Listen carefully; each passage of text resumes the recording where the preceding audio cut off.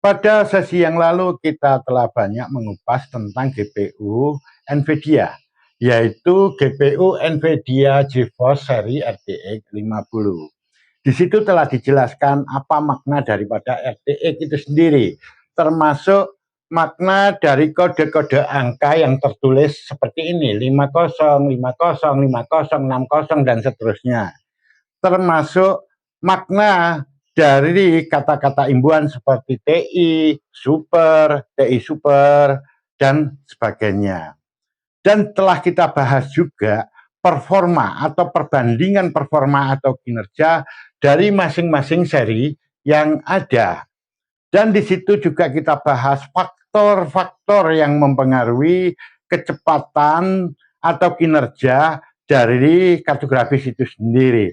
Misalnya frekuensinya, kemudian L2 cache-nya, kemudian bandwidth dari VRAM-nya, dan lain sebagainya telah kita bahas di situ.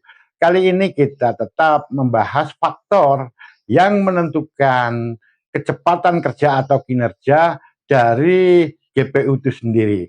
Salah satu faktor selain yang kita sebutkan tadi, yang turut menentukan performa atau kinerjanya adalah jumlah dan susunan core yang ada di dalam GPU itu sendiri. Nah, kali ini kita bahas tentang konfigurasi core atau core configuration. Apa yang dimaksud core configuration atau konfigurasi core itu? Konfigurasi core di sini ini adalah susunan dan jumlah core yang ada di dalam GPU itu sendiri, di mana ini nanti yang akan turut menentukan kemampuan dari GPU itu dalam pemrosesan grafis. Seperti misalnya untuk rendering video, game, gambar, atau animasi, ya, dan lain-lainnya. Dia akan menentukan performa itu. Nah, di sini untuk konfigurasi dari core-nya itu sendiri, di dalam GPU ini ada 3 unit pemroses. Sebetulnya 3 itu aja enggak ya, tapi ini yang paling penting untuk diketahui. Nah, yang pertama di sini adalah main shader processor. Ini yang ada di tepi sebelah kiri ini saya tuliskan. Disinilah letak kumpulnya dari kuda core, inti kudanya. Jadi kelihatan di sini inti kudanya, semakin tinggi serinya, jumlah kuda core-nya, inti kudanya semakin tinggi. Di mana semakin tingginya kuda core, semakin tinggi jumlah dari core kudanya ini, akan semakin tinggi performa dari GPU itu sendiri. Di sini yang seri terendah yaitu 5050 memiliki jumlah kuda core yang paling rendah. Dan di sini yang paling tinggi 5090 memiliki kuda core atau inti kudanya yang paling tinggi. Itulah sebabnya dia kinerjanya lebih bagus daripada yang lainnya. Ini semakin tinggi serinya, semakin tinggi atau semakin banyak jumlah core-nya yang menandakan semakin bagus performanya.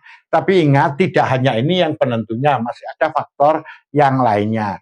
Hanya saja umumnya di sini, semakin tinggi jumlah kuda core-nya, performanya semakin bagus. Ya, tentu nanti ada kasus tertentu yang tidak demikian.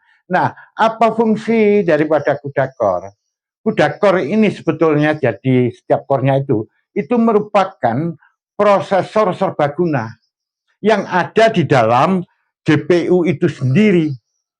Dialah yang melaksanakan tugas-tugas komputasi umum secara paralel. Misalnya untuk rendering grafis, gambar, atau video, atau game, atau animasi yang kita sebutkan tadi. Nah, kemudian yang tengah ini adalah tensor core. Nah, tensor core ini adalah unit khusus yang ada di dalam GPU ini. Dialah yang menangani tugas-tugas yang berkaitan dengan AI, Artificial Intelligence, dan juga termasuk yang untuk machine learning atau untuk deep learning, dengan fokus untuk mempercepat operasi matriks. Jadi dalam tensor core ini komputasinya, perhitungannya banyak menggunakan metode matriks. Nah, kita tahu ya, matriks itu adalah pelajaran matematika. Tentu salah satu pelajaran yang amat sulit ya. Dulu itu yang ditakuti oleh para mahasiswa itu perhitungan matriks itu ya. Memang dia cukup sulit. Nah, yang tengah, yang tensor core ini, dia sekali lagi adalah unit khusus yang menangani tugas-tugas yang berkaitan dengan AI atau Artificial Intelligence, Deep Learning, dan Machine Learning. Sedangkan yang di sini ini adalah core, kumpulan core atau unit khusus yang menangani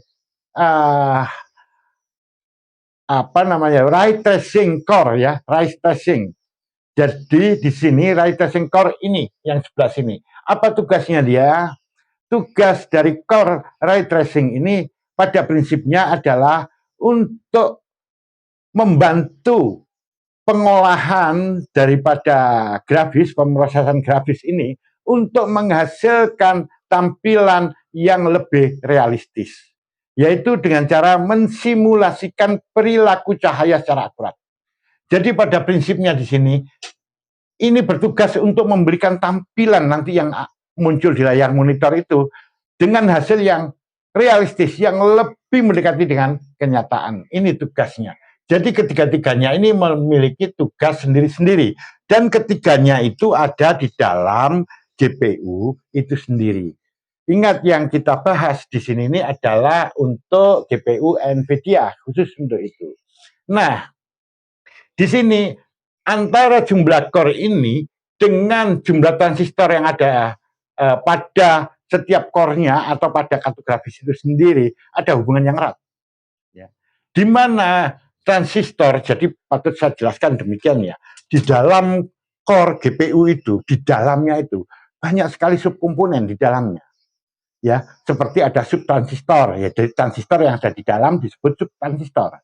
Nah, nanti selain transistor ada juga kapasitor di dalamnya dan lain sebagainya, komponen-komponen elektronika ada di dalamnya, tapi semua dalam ukuran yang sangat kecil. Sekarang ini dalam ukuran satuan nanometer. Ya.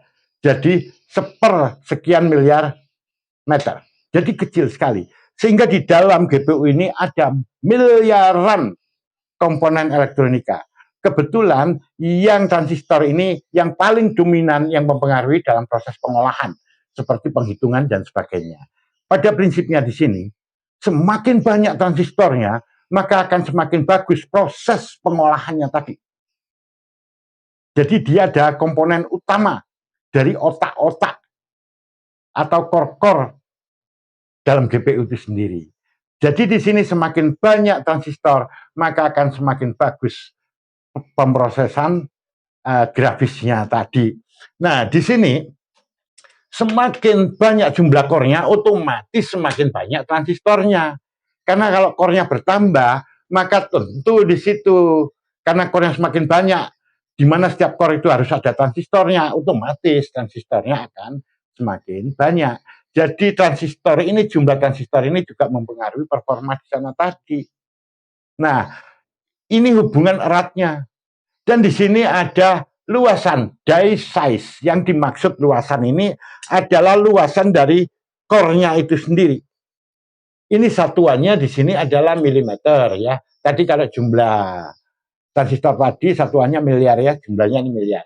Kalau ini milimeter.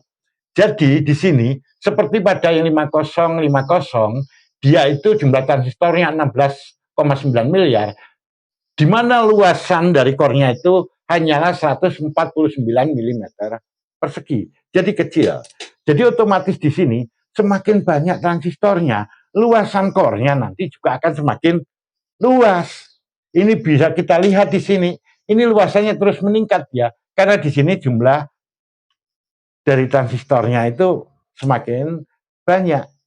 Seperti itu. Jadi tiga-tiganya ini ada kaitannya. Jadi di sini kesimpulannya, core, susunan dari jumlah core yang ada di GPU itu sangat menentukan kemampuan dalam pemrosesan grafis pada GPU itu sendiri.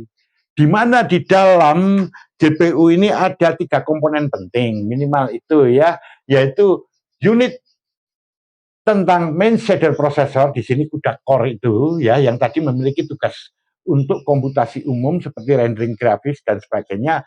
Dan di sini ada juga unit tensor core yang menangani hal-hal yang berkaitan dengan AI, machine learning, dan deep learning. Dan di sini ada ray tracing core, yaitu yang bertugas untuk menghasilkan gambar agar gambar tersebut lebih realistis, ya, tentu dengan cara mensimulasikan perilaku cahaya secara akurat. Nah, itu kesimpulannya. Semoga ini bermanfaat bagi Anda. Ketemu lagi pada sesi berikutnya.